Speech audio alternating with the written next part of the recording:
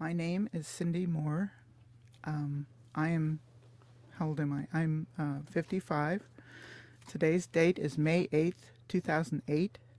It's Sacramento, California. And I am interviewing my friend Marilyn, who I've known for about 13 years. And I'm Marilyn Hodges, and I'm 71. Today's date is May 8th, 2008, and this is in Sacramento, California. And my interviewer is my friend Cindy Moore.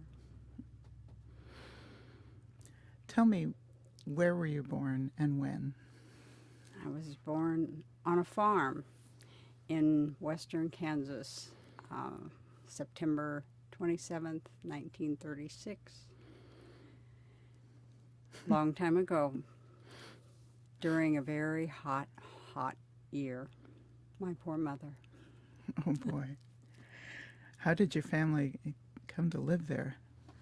Well, my grandparents had come there many years ago and homesteaded there, actually. And at one point, they left Kansas, and for some reason, which I don't know, they went to Oregon, which they did by stagecoach and train. And then they decided that they really wanted to be back in Kansas, and they came back by covered wagon. They reversed the Oregon Trail. So my father was born there. My mother was born in the area also, and I was too. And my parents always lived there until we moved my mother out here 5.5 years ago, who's 95 and still alive with Alzheimer's, but doing reasonably well. Let's see. What world events had the most impact on you and your family while you were growing up? Well, of course, World War II happened while I was growing up. And although I didn't have a whole lot of memory of it, my two strongest memories are of seeing my cousin off at the train station when he was going off to join the Army. And I remember when the war was over, we were 7.5 miles out of town, but they rang bells, blew the noon whistle, as they always called it, and we could hear that clear out on the farm. And I later found out that the reason for this was because the war was over. I remember rationing. We had rationing of supplies and things like that, but I really wasn't affected by it. My father had a deferment because of being a farmer, and therefore he didn't have to go. So it really didn't change our life a whole lot out there on the farm. I'm sure it changed my parents a lot more than it changed mine. Talk about the house where you grew up. Oh my. The house was, I don't remember it when it was just 2 rooms and a path, but I remember it when it was 3 rooms and a path. We had an outhouse.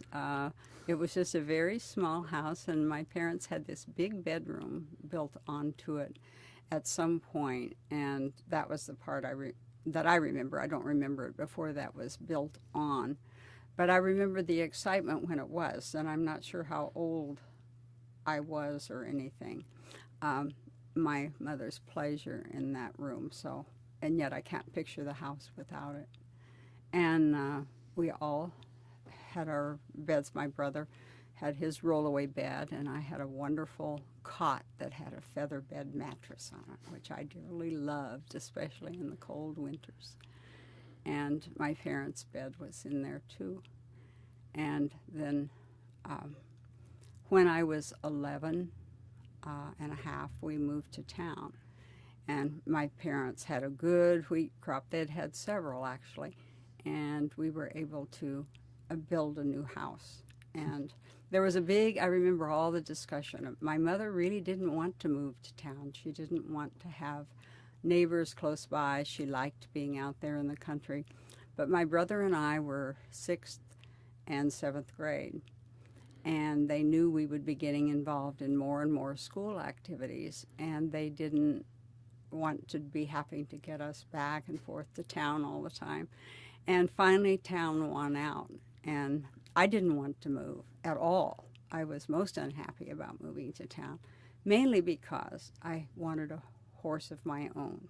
We had an old nag around the farm, but I rode, but it wasn't a horse like I wanted. And so I'd been told, not until you're 12, not until you're 12. Well, here I was 11 and a half, and we moved to town, and there went my horse, and I wasn't really very happy. But in about 6 weeks, you couldn't have gotten me back on that farm for anything, because I met my friend who, well, I didn't meet her. I'd known her since kindergarten. But we then lived close enough together that we were able to do a lot together. And I loved being in town and being back and forth with my friend. And now we exchange email, and she comes out from Macworld. So that turned out to be a good move. Tell me about the house in town.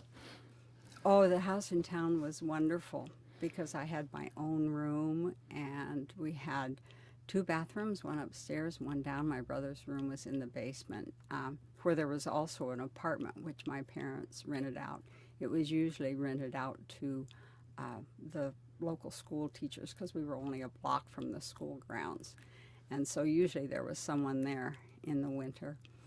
And upstairs, we had one of the first clothes dryers in the town, I think it was. They were fairly new, and this was a very modern and up-to-date house.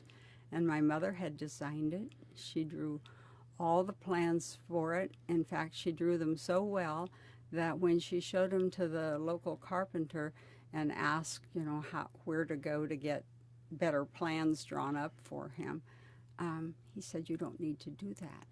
I can build it from this. This is wonderful." And so she made a model of it for us.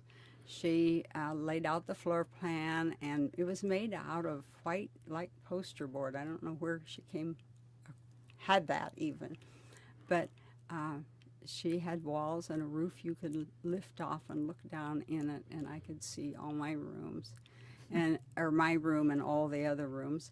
And she had designed it in such a way that it had little nooks and crannies for all the sorts of things that are hard to find where to put in a house, like the card table and chairs. There was the wall, there was a fireplace built in the living room, and the wall where the chimney went, on one side of that, there was, instead of making that space blank where it's set out, she put a little closet in there that became the game closet with shelves right inside the door, but over toward the fireplace in the narrow place was where you could put the card table and the chairs and things like that. So she had thought about all the little things to put in the kitchen, the little nooks and crannies for each particular set. It wasn't a very large kitchen, and she didn't have a whole lot of kitchen things. But everything had its own spot before we ever moved in. She knew where every dish and plate and pot and pan was going to go. She planned it. It was pretty amazing. What did you want to be when you were growing up? I don't know that I thought a whole lot about that as a kid. I never really thought I was too busy enjoying the now, I guess. I didn't think a whole lot about what I wanted to do. I knew that I wanted to go on to school, but that was, of course, back in the day where girls got married pretty early, and I did. I met Bert when he was a senior in high school and I was a freshman, and we started dating that year, and later he went off to college, and we were engaged, And then when I graduated, I went also to K-State, which was where he was. But I knew I wasn't going to be able to graduate because he was committed to the Air Force for 4 years after graduation. He had been in ROTC. And this was during the Korean War time. So he had stayed in ROTC for his last 2 years of college so that he wouldn't get drafted. And he instead opted for 4 years in the Air Force through his ROTC commission. So the day he graduated, he was also commissioned in the Air Force. And my life changed a great deal then. And I knew that someday I would come back and go back to school, but it took me 20 years. Well, that's not really true because I took classes as we moved around the country. I took classes hither and yon, and I always did it with the idea of knowing I would someday go back to school and finish, and I wanted things that would transfer. In fact, at Kansas State, I did the same thing because I told them, look, I'm not going to graduate. My husband's going to be going into the Air Force. I will graduate sometime somewhere, but not from here, and I don't want to take those little classes that every freshman has to take that aren't likely to transfer. And they let me do it. I took upper division classes and all things that would transfer. It was pretty neat. And when later, many years later, on his last Air Force assignment, we were in Oklahoma, and I went back to school at the University of Oklahoma and graduated from there. So it was a long time coming.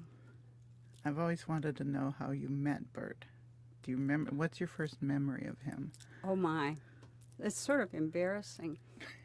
I told him if you asked this question that I was going to admit that he tripped me in the hall. And he says, no, I didn't. You stumbled. And so we still argue about this. But it was, the fall of my freshman year, a small school, 180 students. You eventually knew everyone in the school, but I really didn't know him. And, of course, I dropped my books, and he picked them up, and one thing led to another. And pretty soon, he was asking me if I didn't want to go to a movie on whatever night coming up. And I agreed, but I was a little nervous about telling my parents this. I mean, he was 17, I was 14. And so I finally went home, and I said, I'm going out on Friday night, or whatever night it was, with a guy. Oh, who? And I said, well, the Hodges is his last name, and his brother was in my class, so I hoped that maybe the name wouldn't come up right away and they'd have time to think about this. But it did. Oh, Quentin in your class? And I had to say, no, it's his older brother, Bert. Well, how old is he? What year is he? And I said, he's a senior. Oh my, they weren't sure I should be doing that, but they let me. And that was sort of it. It went from there to 53 years of married life eventually. We were married in December of my freshman year in college. I got 18 months in college and a year and a half before he graduated. He was an engineering student and had to take an extra semester because they required more hours to graduate. And because of that, I got in those 3 semesters before he graduated. But we were married in December. And things have changed a lot in the time since in colleges, because at that time we weren't going to get married till the summer after my freshman year. But I felt like I was in prison in the dorm. I was really unhappy in the dorm because we had to sign in and out every time we went in and out. Did you ever sneak out? No, you didn't sneak out. I guess some people did, but if you got back after 10 o'clock on a weeknight, and you could only go out one night during the week, more on the weekends had later hours. But if you were late getting back, that dorm was locked, and you had to ring the bell that let the house authorities come let you in, and they knew who was late, and you were in deep trouble. And none of the co-ed dorms that our kids have lived in and that sort of thing. And my parents really, even though they were a little shocked at my first date with this older guy, they really were very liberal with their permission of what I could do when I was in school. As long as in high school, as long as I kept my grades up, which I did, I could go to movies in the middle of the week. I could, I always knew to get home at a reasonable time. There was never any limit, though, set. I just knew when I needed to be home and what I should do. And I pretty well abided by those. But in college, here I was supposedly more grown up, and I was being policed, and I didn't like it. And finally, Bert said, why don't we just get married at Christmas time? And then you don't have to live in the dorm. And we ended up doing that. Our parents helped us get a trailer. We lived in the campus trailer court. Well, at first it was in a different one because the campus one hadn't opened. But then they did. And we were able to move the trailer there. We had this little 35 by 8 foot trailer, but it was home, and I was home all the time. I mean, I didn't go out as much as I did when we lived in the dorm, but I came and went when I wanted to, not feeling like I was in prison somewhere. And so that was the beginning of our married life. And we lived there for the next 2 semesters till he graduated and then went into the Air Force. And then life, as I said earlier, really did change. I know you went to Turkey. I want to know more about how that went for you and how that came up and how you discussed going and how you felt about going, and then anything else you want to tell me about it. Well, first, Bert had decided to stay in the Air Force, and that in itself was something of a big decision, to say the least. He had always been going to get back out and go back and work with his dad and that sort of thing on the farm. But those first 4 years of the Air Force, we found out that we really enjoyed the life. The country wasn't at war, for one thing, but we were moving around a little bit. He went through nav school. We made lots of good friends. We just really were enjoying the experience. And so he had decided, when they offered him a regular commission, was when he had to decide, am I going to be career or am I going to get out? And he decided, after lots of discussions, we decided that that would be a good thing to do. He would stay for at least 20 years. So he signed those papers. And at the time, I asked him, I said, I like our life. I'm enjoying this. I like the idea of moving around. But what are the odds of your having to go somewhere where I can't go? And he said, well, right now, I'm a navigator in ADC, which is the Air Defense Command. And there are only 2 positions for navigators that are remote assignments, and that's 2 people, not just 2 places. That's the base navigator at Sandestrom and the base navigator at Thule. So the odds aren't great. There are a lot of navigators in ADC.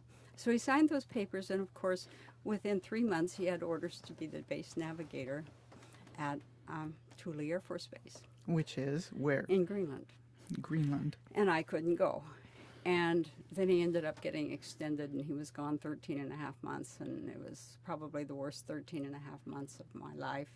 And, well, we were stationed here in Sacramento at the time, and I stayed here. And of course, I didn't have any relatives here, but by then I had 2 kids and all of that. But all of this is leading up to how I felt about going to Turkey, because after going through this time of not being able to go with him, when eventually then he ended up with orders for Turkey, our friends were a little horrified. That wasn't considered a very plush assignment. Turkey was a difficult place to live in many ways, supposedly, and because of the type of housing and the availability of electricity sometimes and water and all sorts of things. I was thrilled. I was absolutely thrilled. It was a place I could go, and I was really excited about getting to see another country and live someplace else that was really different. I had traveled quite a lot with my parents, but in the States, I hadn't traveled overseas, and I was really eager to do this. And so we moved to Turkey, and we went with 3 sons instead, which the 2 that we had had when he went to Greenland. We now had 3 sons, and the youngest was 19 months, and the older boys would have been about 11 and 8, something like that. And we prepared, I think, pretty well, because I got them excited about going to. We checked out all sorts of books about Turkey, and we read, and we looked up all sorts of things, and so they were pretty excited, I think, about going and moving to Turkey. And when we got there, the first thing that I noticed as we drove in toward the town from Esenboğa, which is the airport at Ankara, was the smell. It was the open markets and the, I don't know, there was just a different odor. Was it good? It wasn't particularly good, and it may have been the section of town we were in. I don't know, but it took me a little while to adjust to that. But we lived in some temporary, in a temporary apartment, and until we found our own apartment. And that's another reason I was thrilled with going to Turkey anyway. A lot of bases you go to, assignments overseas, at least at that time, you needed to live in government housing, and there wasn't any in Ankara. So I knew that we would live on the economy, and I had no desire to go live in the middle of an American community. If I was going to experience overseas, I wanted to see overseas. I wanted to live in the community, and I was real grateful we didn't have to live in government housing. But we did have to find an apartment. How was it different than living in the United States? What was different? What was a typical day, and what were the differences? Well, in the winter, one of the differences is you have never seen smog until you've been in a place like that. You would wake up in the morning, and the windowsills would be black with the smoke or the ash or whatever from the pollution anyway, from the burning soft coal, which everything was heated with soft coal. And they started, I believe it was the 15th of October and went until in April. And in our apartment, which overlooked the city of Ankara, really, you could look down the hill and across the city. You couldn't see in the winter what was a beautiful view, really, of the city in the summer, in the months when there wasn't any heat. And then we had a good building. We were really lucky because the electricity and water and that sort of thing wasn't always on. The electricity, I think, was better most of the time. But the apartment buildings, if you didn't have a water tank on the roof or whatever, the city water only ran for a few hours in the middle of the night. And so people who ended up living in buildings that didn't have either didn't have a good water tank and enough water storage for the building, or didn't have a good coppagee like we did. The coppagee is we'd call them a janitor, I suppose, but really the fellow who made everything work at the apartment house.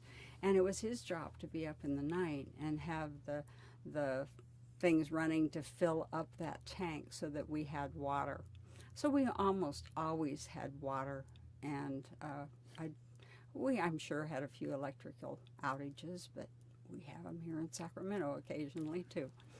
And nothing that lasted any extended period or anything. And we had heat. They didn't, by law, have to heat the apartments except during that period, from the middle of October to the middle of April. And sometimes it got pretty cold before and after that period of time. But our coppagee turned the heat on when we needed it, and so we were always warm enough. I remember one time playing bridge at someone's house. I'm not much of a bridge player, but at this particular time, we went to someone's house to play bridge, and we all sat around the card tables with gloves on and coats because it was freezing in there. The temperature was in the 30s. I'm sure it was horrible. And I wouldn't have enjoyed Turkey nearly so much if we had been living in a building like that, but we weren't.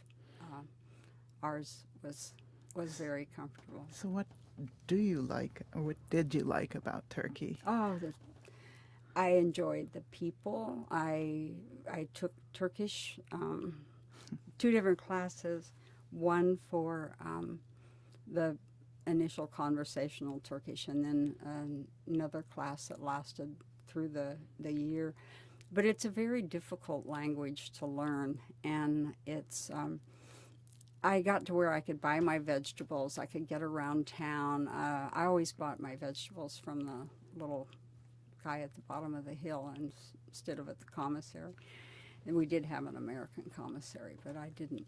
I got my fresh stuff from him, and I could converse in enough Turkish with him, but I never got to where I could listen to the radio and understand more than an occasional word. It was just too fast. The language is so different from which I've since taken a lot of Spanish, and you can look at Spanish and know what half the words are just because they're so similar to English. But in Turkish, the only things that resembled English at all were words that have come from English, like bankası for bank. You could look at that and you could see bank in there, and doctor was doctor, and things like that. But there weren't very many of those. Like a green bean is, if I remember correctly, yeşil biber. Okay. And learning the spelling was difficult and all of that sort of thing. What do you remember? Do you remember any Turkish? Very little. Can you remember anything? Not much. I'm blank right now. Günaydın, good evening, as I recall, and teşekkür ederim, but thank you. And I don't know, not much. When we went back 30 years later, we went back in 1999. We were there from 67 to 69, and we went back in 1999 on a trip. And we had gone supposedly for this eclipse of the sun out in eastern Turkey, but my prime motive for the whole trip was to get back to Ankara and find all our old stomping grounds. And it was really a thrill when we found not only our apartment building, but managed to get inside it because of a fellow in the building who spoke English. We were rapping on doors and trying to see if the coppagee was still there, because he was young enough. He might have still been there, and he hadn't, as it turns out, been gone very long. The fellow that we ended up, who spoke English and responded to us, had known him. So he hadn't been gone terribly long. But anyway, we told him that we had lived downstairs in the bottom floor, and he said, well, would you like to see the apartment? I'm sure Mrs. So-and-so wouldn't mind showing it to you. And we'd go trooping down the stairs to our old door and knock on the door, and she welcomes us in. So I ended up getting pictures of our home from 30 years before. And so that was fun. And besides liking, enjoying that experience, we got a lot of travel opportunity. When we lived in Turkey, we were able to take a trip to Egypt and Lebanon. And my parents came to see us, and I went with my parents to Israel. And our biggest excursion, not counting the ones in Turkey, of course, there were a lot of fun things we did within Turkey, but we piled the kids in the tent into the station wagon and drove off to Europe for a month, one summer, the summer of '68. And that was tremendously fun. We got to do all sorts of things. We planned that one out for a long time ahead, too. But Turkey was in a great location for getting to numerous places. And I got a bit of history while we were there, too, that thrilled my mother, because my father's family, who she was researching this family for her genealogy book, which she did parts of a couple of books that were eventually published on the genealogy of the Nye family. And they had come from Germany back in 17-something or other. The Nye family? The Nye family. And that's your my mother's... my father's side of the family. Your father's side. Okay. My father's side of the family had come from there. So one time Bert had to go to Germany to go through what was called the altitude chamber. It was a business trip for him, but he did it, and we went space available so that I could go too. So we flew to Germany on a military plane, and we spent 10 days. We left our kids with friends, and we spent 10 days in Germany. And during that time, I, who had never shown the slightest interest in my mother's genealogy things, got out the book that she had written and that I carried with us, and found out just where this village was that they had come from and all that sort of thing. And we rented a car out of Wiesbaden, and we drove to that village. And we ended up actually meeting some distant relatives, which is a very long and involved story. We arrived at the village, went to the Burgermeister, who's the person we had been told to go see, to ask anything. And he didn't speak any English, and we didn't speak any German, but I had written down the generations that we knew of, that with my name, my father's name, on back through the ones we had, and to the first ancestor we knew from that village. And he says, oh, Neu, which is the way it was pronounced, I guess, in German. And he said, actually, he just motioned, follow me. We could tell what he meant. He got on his tractor. We got back in our little VW, and we traipsed through the village, and we pulled up, and he motioned to where to park, and we got out, and we go up to this great big arched door, and we go inside, and there are chickens and some farm equipment and all this, but in behind's a house. And we go up, he knocks on the door, and there's much rapid fire German, and the only thing I could hear was, that I could understand, was Neu, Nye, America. And he turned around and left. And she ushered us in. First thing she did was head for the family Bible and bring out that Bible and show me the names in it and pointed to that first ancestor's name that was written there in her family Bible.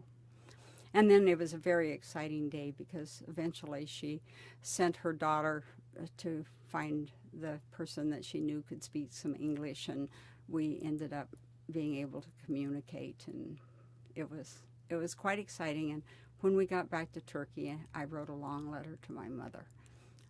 She couldn't quite believe her daughter had actually done all of this. But Turkey gave us all sorts of opportunities, things to do that we would never have gotten to do before otherwise. So it was good. It was a good experience.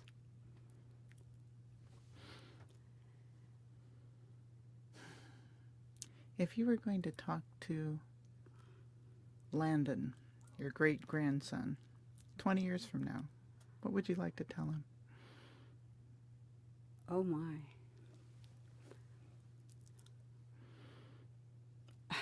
I don't know. Wouldn't know where to start with what I would want to tell Landon. I really don't know what I would tell a great-grandson. What would you like to tell him now? Oh, all sorts of things.